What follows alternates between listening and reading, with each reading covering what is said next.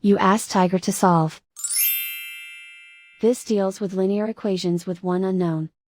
The final result is x equals -25. Let's solve it step by step. Group all x terms on the left side of the equation. Subtract 2x from both sides. Group like terms. Simplify the arithmetic. Group like terms.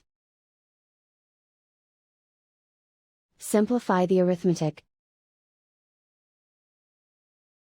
Group all constants on the right side of the equation.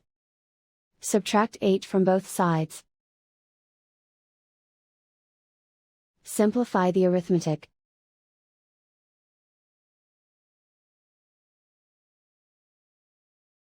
And so the final result is x equals -25.